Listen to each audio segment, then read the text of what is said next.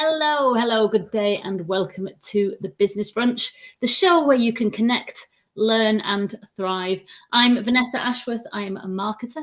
We've been doing this now for how many months? Almost November, wasn't it? Was it November? 10 months we've been doing this. So if you don't know me, well, welcome to the show for the first time, but hopefully this isn't your first time. So I'm a marketer, and then Sarah Farmer, who is my colleague, is an executive coach. Do you want to say anything more, Sarah, about who you are? Well, I'm executive coach. I work with senior leaders and their teams, helping them develop their mindset and the skills to achieve crazy brilliant results. But I also work with lots of entrepreneurs as well and small business owners. So I have the best job in the world. I know you all say the same, but I have the best job. Good. And so normally you might notice, there is three of us. Melinda is on holiday. I think she's on a plane at the minute coming back from Italy. So she'll be back with us the next Business Brunch. So welcome to the show. Please do say hello in the comments. Let us know that you're there. As always, we go live on many different platforms, so you probably won't be the only one. Mm-hmm. However, we are expecting fewer people to be watching today. Obviously, from the events of last week, with the very sad passing of the Queen, I still get choked up thinking about it. We at first we were questioning, do we do the show at all? But certainly we did not want to launch or do any promotion of the show over the weekend. That was a no-no. And it was only this morning that Sarah and I had a chat, and we thought, actually, it feels all right to go ahead. Now, a lot of you will have lots of different emotions about that. And if you want to share that in the comments, and if you want to talk about that, because it is still quite fresh, and we are in a period of mourning now, up until the funeral next Monday, which means there won't be a show next Monday, definitely not. But then, tell us how you're feeling. We welcome. We are your working from home team, aren't we? And we always say that we kind of discuss the kind of things that we discuss around the water cooler. And so for all of those who are working remotely or on your own, we're here for you. So if you want to share anything, please do. Whilst you're saying hello in the comments, and we'll kind of bring those comments on, let's find out what today's show is all about, Sarah. Okay, so I'm just going to echo what you've just said as well, is that the feelings from last week can still be a little bit raw, and people are coping with things in different ways. I'm not a monarchist, but I absolutely adored the Queen and I loved the royal family, but I'm not, what you call a monarchist. And I was surprised how upset I was. And I was on a course on Friday morning, and there was an opportunity to say something and just, share how you were feeling. I burst into tears in front of people I barely know. And I mean, that's just not like me. Really strong guys, really strong women are really upset. So if you want to share anything, then please do. But what is it all about today? So today is about onboarding. Oh my goodness, do I love this topic. Is it the same? It's one of my favorites, along with imposter syndrome, obviously.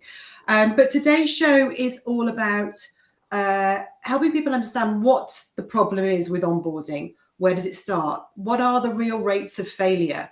Are they as big and as bad and scary as people are making out? What are the main causes of it and what you can do about it? But what I'm going to do today is split it into two parts, because the actual onboarding itself, where I spend a lot of my time working and helping people there, is massive on its own. Mm-hmm. So I will have a nod to that today, but I'm going to look at everything that happens before the onboarding, because we can be putting lots of band-aids over massive gaping wounds when actually there is something we can do before we get there, from an employer and an employee angle. Perfect. So that's what we're up to today. Excellent. So as I said at the beginning, we are all about connect, learn, and thrive. So we want you to connect with each other, because together we rise. Learn. Every show, we want to give you some new knowledge. We want to help you to learn something that will help you in your professional and a private life. And with that knowledge, you will thrive. And I think onboarding is important for the employer as well as the person being onboarded. It's something we can all learn from, perfect preparation and all that. So I'm looking forward to that. So shall we say hello first, and then let's say hello to who's in. Who it is? Let's see who's in. So we have Darren Hall, who says hello. Hello, Darren. Thank you for joining us. Hi, Darren. Andy is here, and he said it's good to see you both again. It's good to have you with us, Andy. Thank you. Andy. And Danny is here, of course. Thank you, Danny, for joining us. And we've Thomas Murphy says good afternoon, all. So, and can I just say, I haven't commented on your post yet today, Danny, but I saw it and I just thought, what a darn good post. So if you haven't seen Danny's post today, maybe stick it in the link and give that some love, because it was a very interesting one. For those of us that post on LinkedIn and we want followers or don't want followers, it was really interesting. So go and have a look at that. Pop it in the chat if you want to, Danny, the link to it, so people can go and have a look. Excellent. And then we've got a very mysterious Facebook user, Lisa, on Facebook. Welcome, Lisa. Which Lisa is it? Who knows? Is it your Lisa, my Lisa, Melinda's Lisa? Someone else's Lisa. Somebody else's Lisa. Who knows? But hello. Thank you for joining us. So, yeah, I mean, you were saying, just wanting to go back to the events of the week, which quite a somber mood over the weekend a little bit. But I must say that and I think the one reason why it has affected us all much more than we might have thought it would is the idea that she has always been there. And then, like you said before we went on air, it was a shock, which is silly to think of it being a shock because, she was 96 years old and we'd seen how she's becoming more frail in the media. But she has always been there all our lives. And so it was a shock. But one thing, and I did a post about it on Friday, I kind of shared my feelings about it, because when the news came, at the end of that announcement were the words, "God save the King." And it took me back just for a slight second, because obviously it was new and when you see films and the king is murdered and then someone says the king is dead, God save the king, I always thought that was really cold and dismissive and disrespectful of that person and their legacy. But when the words God save the king appeared at the end of that broadcast and at the end of people's speeches, it gave me that security back, I think. The Queen has died, that our rock, our solid grounding, the person who's always been there for us, how we feel, which is, but then straight away, God save the King, and it's, he's here for us. It's going to be all right. Yeah, there's it's we've talked about change a lot on this show, and I've talked about the human psychological needs, and one of them is certainty, and it affects when we feel less certain about what's going to happen. And let's face it, we've felt uncertain for years now. COVID, energy crisis, you name it. We're just like, oh my God, how much more can we take? So we're already slightly battered, and then to lose the person that we all knew and have majority of us have grown up with being in our lives in some shape or form. It was another knock, and we want the certainty. So I think what you're describing is, I've got certainty back. It's okay. We're going to be all right, and I'm sure we will be, and I'm sure he's going to do an absolutely cracking job. I think so. I mean, 75 years in training. I mean, that's one hell of a training course. Absolutely. That's an onboarding, isn't it? There you go. Yes. So talking of onboarding, how do you have a 75-year training program or onboarding program that gets you ready for success, but you've only got that long to do it in, really? Yeah. Okay, it was Lisa Foley on Facebook. My Lisa. Oh, right. Oh, well, I know Lisa too, actually. Oh, right. And Danny's just, it's the certainty, absolutely the driver. Yeah, absolutely. And it is the old kind of, it's Maslow's hierarchy of needs, isn't it? It's that ground foundational security that we all need. So yeah. So shall we move on into our the main feast of today? And please feel free to pop your comments in if you've got anything you want to share about what's happened since Thursday. But also, if you've got any questions about onboarding, what's happened to you, share any stories. I speak to people on a regular basis who are either going through it, have been through it, and they're really brilliant, which is a shame. Yeah, I mean, as you said, we've been going through a period of great change, and with COVID, and lots of people have been made redundant, found themselves on the job market, and have been going through this process when they've not done it for a long time, myself included, twice now. So it has affected a lot of us, and we are familiar with it, unfortunately. So go on, tell us how bad is it? I know I've got my own horror story, but how bad is it? What are the statistics? So there's lots of stats flying around, and I obviously, because of the work that I do, I've done a lot of research into it. I think the most insightful ones for me that really got me thinking about this in more detail and how could it be better were there's the one from the Gallup survey, which says 12% of employees say only 12% of employees say their organization has done onboarding well enough, which is horrendous. There's so many things within that though, and that's what got me thinking is, well, why does that all happen? The failure rate, and the failure is described as anybody that is no longer employed with you, it says within 12 to 18 months. So a lot of people with failed onboarding will leave earlier than that. But I thought it was interesting that actually that's quite a long period of time, 12 to 18 months. But that's how the failure rate is described. If you're asked to leave, or you're not leaving of your own accord, you're leaving because there's been a failure, that is classed as an onboarding failure. The numbers quoted range between 46% to 70% as the failure rate, which is really high. So my aim in life, I'm going to go low. I'm going to say it's about 50%. It's higher, but it's about 50%. And my job is to help people get that down to about 10%. That's my aim in what I do when I'm working with these people. So I suppose the question is, how on earth do you do that? Well, yeah, I mean, how do you do it? But 50% is incredible, and the cost. I mean, we're aware of the cost of employing someone, not just it's just the time and the resources of everyone involved in that hiring process. It's and huge. Then all the time that you put into it, and then the time that you put into training, there's a huge cost. So there's a massive cost, yeah.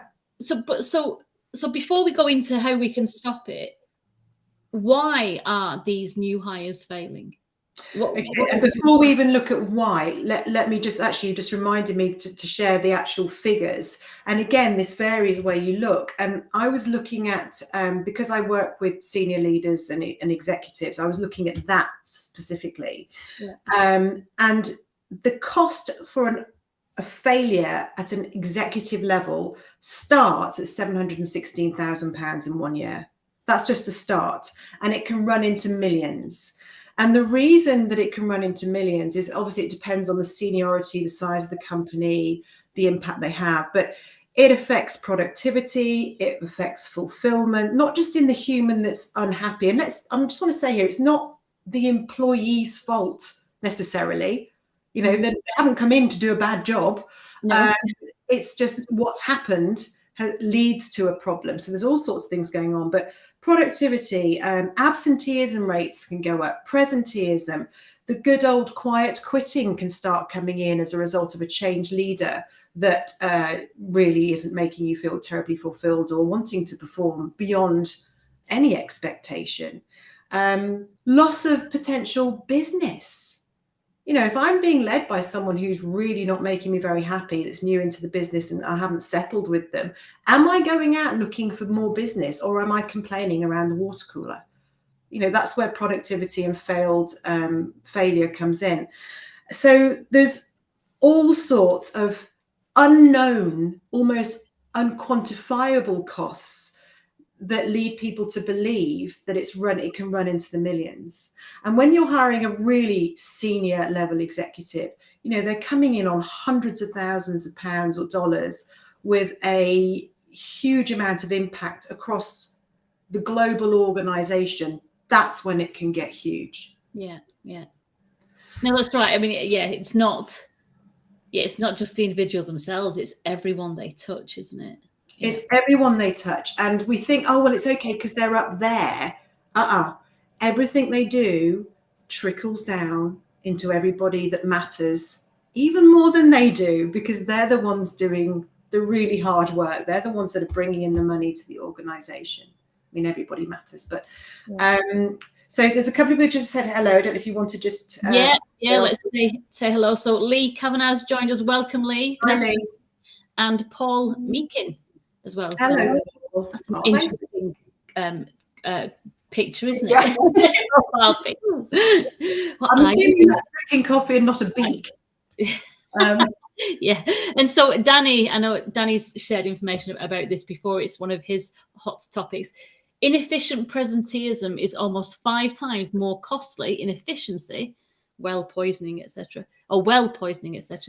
compared to someone simply not being there, absence. Deloitte. Yeah, I like that. Thanks for sharing that, Danny. Yeah, I mean, I was looking at Nadine Sinclair, who posts some amazing articles onto LinkedIn. If you're interested in this area, she does a lot of great stuff, and she put something out a while ago which really shocked me, which was part of an article that was written, showed that across Europe it costs 400 billion euros a year for every organization in Europe as a result of lost time due to absenteeism, presenteeism, and attrition.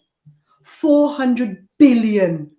So if any company right now wants to get better and retain the best staff and attract the best staff, they need to be doing this better, because they're losing loads of money. So it's not just about making more money and being number one. It's about losing less money in all of these things that could be solvable. Paul's just said, definitely coffee. It's not a beak. Okay, good. Because it looks like a very odd beak. It's only in tiny, so I couldn't really see it. Okay, so you asked me where does it go wrong, and how do we get to that? So there are lots of stages that people get through to get to a job, and I said this to you earlier, and I love the way your eyebrows went. What? I was going to talk about dating. It's a bit like a dating, courting and then getting married type thing. So I'll use that as a way to explain it. But we start off by attracting people. We want to attract them, and we do that through job specs, job posts. Maybe you've got recruiters calling around looking for people, headhunting. Then we go through screening. Then we go through selection. Then we go through hiring and saying yes or no. And then we go into onboarding. So the onboarding bit right at the end, I'm going to do next time, because that's huge on its own. We're going to look at the first 4. So you go on a dating app, because that's the way cool people do it now, right? You go. It's cool. It just seems to be the only way, unfortunately. I have no idea what happens out there, but unfortunately, I do. It sounds great fun, I think. Anyway, but you go on, you put on your picture, and this is a bit like the job spec, and obviously you put the best picture of yourself on, and they put the best picture on, and you say the nicest things, and the reality is probably something between the truth and something else. Most people are making themselves the best they can be, understandably so. So you attract the right mate. Then you start to go, so this is like where the job specs going out. So where does it go wrong with the job specs and things like that? I mean, feel free to put your comments in here. But job specs, often that catfishing. Danny just said it's job spec catfishing. Yes, something like that. The job specs aren't always clear. Now that's for a lot of reasons. A lot of the time they're just, we need somebody in this department. We've done that before. Stick that job spec out. We're in a hurry. Or the people that are putting the job specs out aren't told clearly enough. What are you looking for? And when I'm talking about what are you looking for, not just the skills, but what behaviors? And how do you describe your culture in all of this? So people know what they're applying for. I'd just like to see more chances for people to see the truth. Now, of course, we want them to see the best truth and not always the real truth. But if you're not giving people the truth from the first go, and then you get into a second date and a third date, then you get married. All right, that was a quick courtship. The realization of what is truth is going to hit you sooner or later. And that's what happens in onboarding. You get in and you didn't really know what the culture was. You didn't know your boss was a tyrant.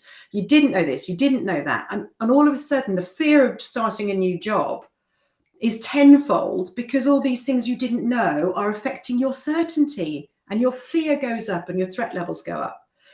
So I don't know what you think, Vanessa. You've been through this, relatively recently, but from a job spec and an attraction point of view, could it be better?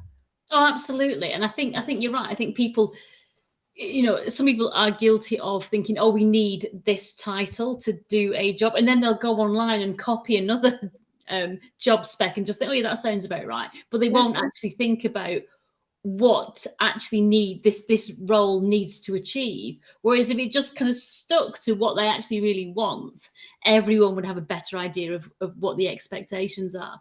And understanding, I think, from the hiring point, what the expectations are from the beginning and being really clear on that, of what that role will deliver, would save everyone a lot of pain. And it's interesting because I'm about to write a job spec because I'm going to hire somebody here and so this is all scribbling notes as always. Good timing.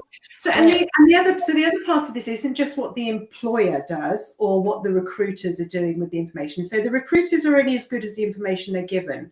Obviously, how they use that information and how authentic they are is up to them. We can't change that, and how driven they are by numbers as opposed to the values of. But let's not go there. I don't know enough about recruiting to have a strong opinion about that. Well, I do, but I do have a strong opinion, but I won't share it. Anyway, there are some very, very good recruiters out there. But the other person that's got responsibility at this stage is the future employee. Now, one of the things that's really fascinating when I work with my clients is when you ask them, well, what is it you really want? Yeah. No one's really thought it through. Or they think, I don't care. I'm running out of money and I get this. I'm running out of money. I've got to get a job. I'm in a do or die situation. That looks good enough. I'll go for it. That's also a massive problem because what happens is when you get the job, assuming you get the job, you're dissatisfied the second you walk in. You're already on the back foot in your own mind. And the mindset we have when starting a new job is critical, not just the skills or the strategy, but your mindset behind it's got to be right. Yeah. We've got there are a few comments. Yeah. I wanted to say with that, I think we've got to stop using the word interview for that very reason, because it puts all the power in the employer and not. Absolutely. And if you change it to be a meeting where they're actually going to discuss, is this the right role for me? Are you the right company for me? And level that playing field to a meeting, I think you can. Yeah, you're absolutely right. So a couple of years ago, I created something called the Interview Success Accelerator, and actually, there's 4 free exercises. If anybody wants that, is about to go through an interview process, is how to show up and make it a meeting of minds, and not be, oh, I need a job, and oh, you're the one that's going to give it to me, because the power shift, you're right, is totally wrong.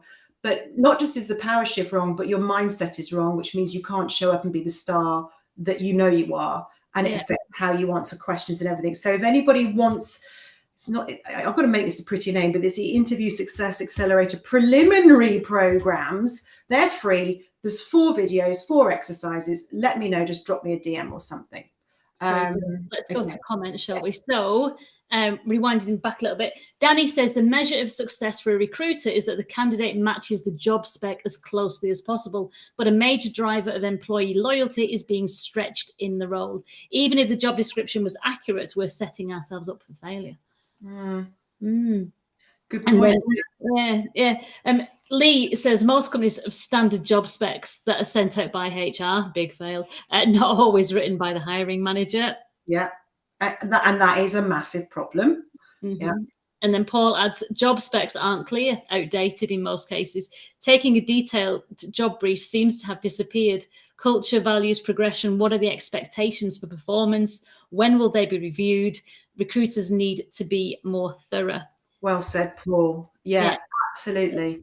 And then Danny adds, Lee, they often don't appreciate the difference between a job advert, a job description, and a job specification. Good points. They just get bundled together. Mm. there are very different purposes. That's interesting to break that down, isn't it? Yeah, I've not thought of that, Danny. So thanks. And I'd be interested to see. I mean, my brain's thinking ahead of something at the moment, so I'm not going to concentrate on it. But what are the differences between all those three? What's the intent behind them? Who are they for? Who are they serving? And are they good enough? And the answer is probably no. So Andy said absolutely right. Re-meeting minds at the interview. The interview has to be two-way. It totally does. And it's how a lot of people are uncomfortable with that because they feel it's really arrogant. There's a bit of a parent-teacher. Parent-child mode going on. Is I'm going to look arrogant if I step up and not control, but have mutual control over this conversation. But when people do it and they have the confidence and they do it properly, we've got to think about communication styles and yada yada, so many other bits to think about. It's a game changer. Yeah, for you and for them. Okay, so that's one job. Thank you. Yeah, Danny's saying job advert is candidate focused to attract the person. Yeah. And the job description is what does the role entail? Yeah. There's a third one he's going to pop in any second now, guarantee it. Manically typing away. It's this. Okay, so that's just one thing that both the employer and the employee could do a little bit better. I was just put the third one into the job specification in there. Thanks, Danny. Justification for the role, business case for internal. Oh no, that's so key. And I know you're going to that when we go into onboarding, but that whole for internal use is huge, isn't it? Yeah. Why are you there? Why are you going to be there? Okay, brilliant. Thanks, Danny. So that's one thing. It's tiny, but it's tiny things. It's these little things that have such a big knock-on effect, because that means that the more people will go for the right jobs for the right reasons at the right time with the right employer. That immediately is going to make a difference to failed onboarding. I'm going to have to do a trial on this to see what difference it makes. So the next thing is in the screening stage. Oh, okay. So here, say you have been lucky enough to get through the bots. And let's face it, that if you're putting crap in, you're going to get crap out. But I don't know how good these bots are at going, yes, you're in, or no, you're out. I don't know. I'm sure they're wonderful. Could they be better? Probably. But then you've got a load of people picking up CVs who are full of bias, and they're going, nope, nope. Oh, that looks like somebody that looks like me, or sounds like me, or they lived over there. I lived. We can't help it. So there's this internal bias going on, which we need to be aware of. And the only way to be aware of that is to be much more self-aware, understanding where your thoughts, your feelings, and your beliefs come from, and being able to do that like that in the moment. I do happen to teach that as well, if anyone's interested. But it's an amazing leadership skill to have, because it stops you making the wrong decisions for the right reasons, wrong reasons. You know what I mean? Mm-hmm. So what else goes on in screening? In screening the future possible employee is stressed, nervous, not doing their very best because they haven't been made to feel comfortable. They haven't learned how to make it a meeting of minds. So they're not giving off their best self. They don't give the best answers, and you miss out on the most wonderful human because they were nervous. Yeah. So there's, so many bits going on. What are your thoughts? Anything else? Well, I just think that whole part of when you're interviewing, you're sitting in your chair and you've only got your screen on, and the people that are sitting before you, you have no idea what's going on in their lives. You don't know if they've just come out of another interview, where they're at stage 7 and they've just had to present their next 5-year plan to the board, because people are being asked ridiculous things. That they might be going through all these different stages, and they must be, they could be stressed, completely fatigued, on the verge of burnout, and the stress because they've got to pay the mortgage, or whatever. We've no idea what's going on there. And if you don't make that person feel really comfortable and trying to empathize with their position, it's going to be a cancer. Yeah. So you've got all of that going on. You've got interviewers who don't know how to interview. They're given a list of chronically rubbish. I nearly swore really badly. Really bad questions. They're not taught how to ask them. They didn't even probably want to ask them. Maybe they've stepped in for somebody else. I don't know. But people aren't asking good enough questions because they're following a tick box going, ask this. Tell me a time when you felt really stressed. You know, let's get real. Let's talk. Let's have a proper conversation as you would with a normal human being and see what this normal human being is like when they're not under pressure. So the quality of interviewing, the quality of questions. But then I also feel sorry for the people asking the questions and the quality of the interview, because have they been given the training and the support? Do they know what the job's even about and what they're looking for? Or have they been told to make up their own minds, in which case their own bias will say yay or nay to this person, and the next person that they see on date number 2 will hate them or like them. We don't know. So there's all these, it gets so complicated. But back to the dating analogy, that's your first date, isn't it? Yes. Your first date is it.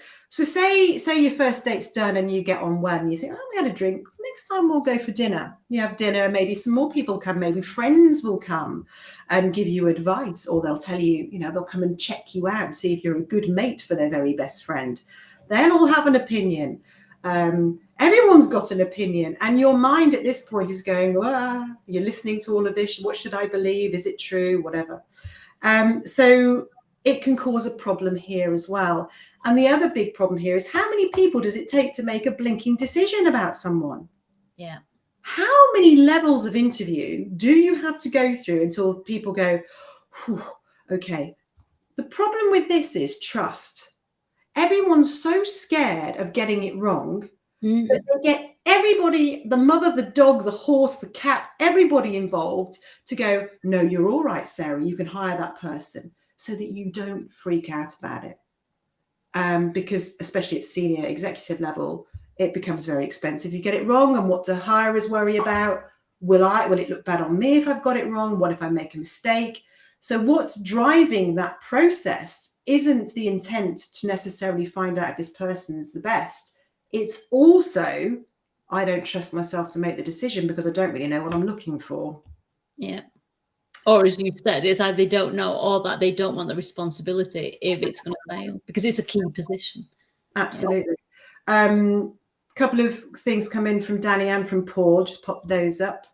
Go on. Yeah. So I think it's the interview questions which is key, what should be discussed. Fast forward 12 months. What would it take for you to feel that you'd made the right choice? It is, a question you should always ask in a meeting, not in an interview. Not just a question from the candidate. The recruiter could benefit from picturing their perfect hire too.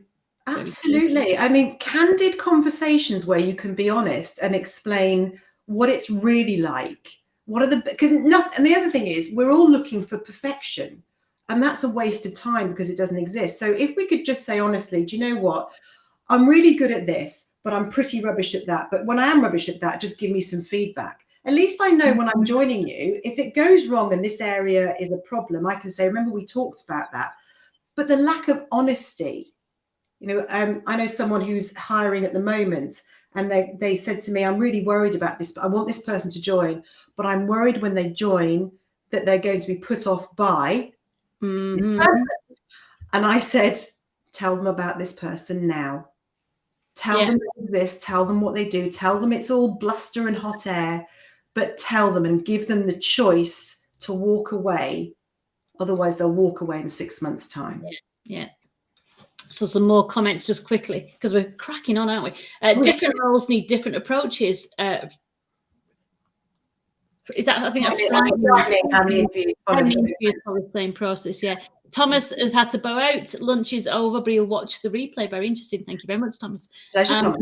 Yeah. And Andy says, don't get me started on the fear of being wrong. It's always such a progress limiting fear, and has become a big red flag for me as a sign of blame culture. It has. It really has. Imagine a culture where everyone said, look, I trust you. This is what we're looking for. We've agreed this is a group. If you think it's right, just imagine how much faster things would go. Yeah. Anywho, we've got through date 2. Wonderful. We're on to date 3. It's lovely. We share some more. We might share a little bit more about ourselves, but again, there's a lack of honesty. There's a lack of clarity. We're still showing our best selves, and we're all on our best behaviors. But it's brilliant. Okay, let's just fast forward. We're going to get married. It's wonderful. We haven't lived together yet because we're old school, but we're going to just jump into marriage and then we're going to live together. And you suddenly start to see all of those cracks that were there all the time. You probably even had an inkling in your tummy that they were there, but you never asked, you never looked, you never shared. The culture was never truly explained. And guess what happens at this stage? Well, you've already got the fear of starting a new job anyway, and that is incredible. People are like, what if I've made the wrong decision? What if they don't like me? What if I don't fit in? What'll happen if I fail? I can't afford to lose this job. What would it look like if I fail again? I mean, quite a few people have been through one and then they go through another because their mindset hasn't been reset and put back in order. And then on the other side, you've got, so they're setting themselves up for failure, their mind. And then you've got the other side, which is the recruiters going, what if I've made a mistake? What if they're rubbish? Everyone's looking for failure. Everyone's looking for the problem, which is where the whole mindset piece needs to come in, and the support and everything else. So you get to this marriage bit and then you realize they leave the loose seat up, or they leave the loose seat down, and they leave their sock on the floor, or they never cook when they said they were a great cook. And all right, I'm oversimplifying it, but you get the point. It's suddenly there that you think, what the hell have I done?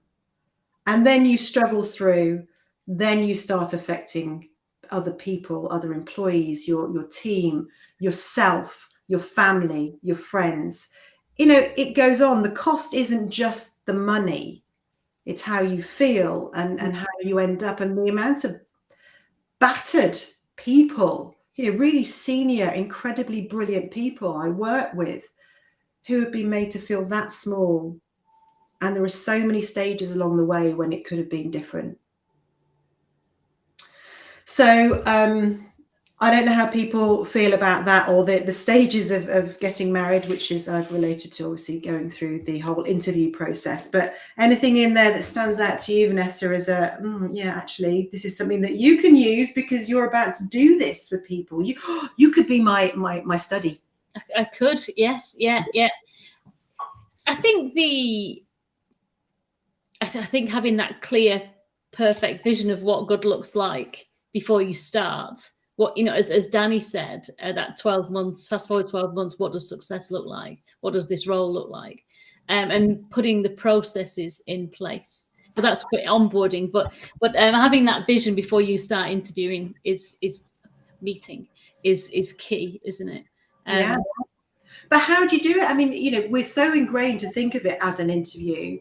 And then if you're the only one that doesn't, and the rest of your hiring team does see it as an interview, you've then got to have balls of steel and confidence and emotional self-control to help the rest of your team understand what you're trying to achieve. And that in itself can stop this from happening. There's so many ways this can be diverted from changing for the better, because there's so many people involved in the whole process, which is kind of why I like working at both ends, but I like working at the other end when they're in, because it's more of a discrete package. There is that I know what people need there, and we're going to talk about that in the following show note in a few weeks' time. This is really messy and bitty, and it requires the ability to stay focused, stay determined, stand your course, stand your ground, even when people are telling you to do it differently. So self-confidence, self-belief for both sides is really, really important. But I know if you got those steps better, even by 5%, the knock-on effect would be incredible. Yeah. So now we just got to do it. Do it. Yeah. I mean, I'm really looking forward to next week and that whole how to onboard right from both sides. So it won't be next week because we've got the 19th. We'll do it the week after. Yeah. So yes, I'll be sharing my thoughts on that. And you know, it's what I do isn't necessarily perfect, but it's a darn sight better than what people are getting at the moment. And it makes perfect sense because it's all based on what the human brain needs. So people talk about having a great strategy, and there's I don't know if I've got the book out now, but the first 90 days, people see that as their Bible. Wow, great strategy book. There's no how in there at all about how to do it from a human being perspective, like do this and do that and meet with these people. Yeah, we get that. It's brilliant. Thank you. But without the right mindset and the right behaviors and the right support and the right, I don't know, just the right stuff going on in your head, the strategy just gets gobbled up. I mean, it's pointless. It's no good without an effective way of doing something. But you do need a strategy, and the 90-day book is brilliant. I'm not saying it's not, but it's one side of the story. Final comment from Danny. Yeah, he said it's odd when you think about it. If you've got an interview, the employer knows that it's highly likely that you can perform the role. So what we're really doing is validating that evidence, and A, and B, checking you're one of us with our 180 plus cognitive biases. It is bizarre, isn't it? Quite right. 180 cognitive biases. I mean, it's insane. How do you tame them? You know, and that is bizarre. But you're absolutely right. You know, when your CV, your LinkedIn profile, the evidence if you post on LinkedIn, all this tells your future employer what you do and how you do it and what you've done before. So you should be able to tell from that. Yeah, they look a pretty good fit to deliver this vision that we've got for the next 12 months. This person looks right. So you're right. It's validating that evidence and fitting in. So Andy says, a really good session, very interesting and food for thought. He's done 150 plus interviews as an employer and only a handful as a candidate. Wow, gives me a lot to think about from both perspectives. Good, I'm glad that's helped them. Just one other thing I want to say is that right now, because we're potentially going into a difficult time for businesses, all businesses want to stay the best. They want to stay afloat. They want to stay alive. And the only way that they're going to do that, and many of them will choose to cut costs and get rid of people and do this and do all like save. But the ones that are going to do really well will look at that much more carefully and think about, how can I keep the best people? How can I attract the best people? And to do that, it requires the best culture, which comes with the best leaders. And that requires investment and training consistently, because barely any of them are good enough. I'm sorry, but they're just not. And it's not because they don't want to be, it's just no one's ever taught them. And also you don't get the support on a regular enough basis to be the best you can be. And that doesn't mean in hiring in an external coach. Clearly, if you want to, love to come along. But it means that if your leader is a better coach and a better leader, they can coach and lead you. So yeah, let's get everybody just doing everything a little bit better and see what happens. Yeah. And I think, I'd love to say that my onboarding from the last role that failed was all that person's fault and because of training, but it wasn't. It takes two to tango, doesn't it? Yeah. And one bad behavior leads to another, and you get into that kind of spiral, don't you?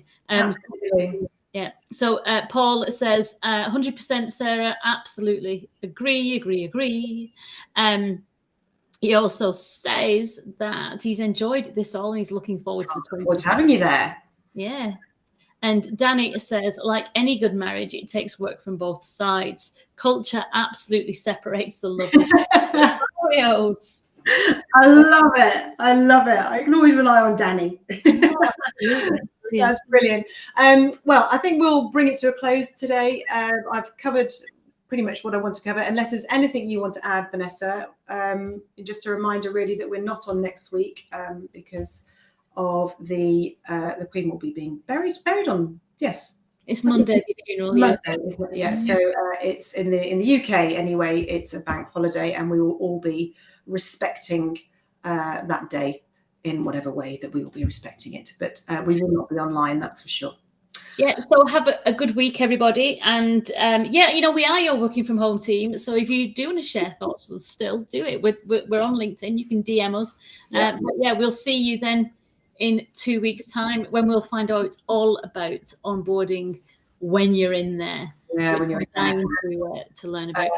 If you haven't already connected with each other, do, because we've seen some new faces on today. Really lovely to have you on board. So do drop if you're happy to connect, say yes, happy to connect, and people will get in touch with you. Some of you might be overloaded with connections and all the rest of it. But, you know, can you ever really have enough of wonderful people in your life? Last word from Lee. Thanks, Vanessa and Sarah. Well presented and some really good stuff to think about. I think the next session is the one where I'm going to try and learn the most and to make sure that works. But yeah, great. Thank you very much. Pleasure. Lovely to see you all. Have a good rest of your day and a wonderful week. Yeah, and I'm going to forget because I've not put the graphics on again. So there we go. Everybody. Bye-bye. Bye all.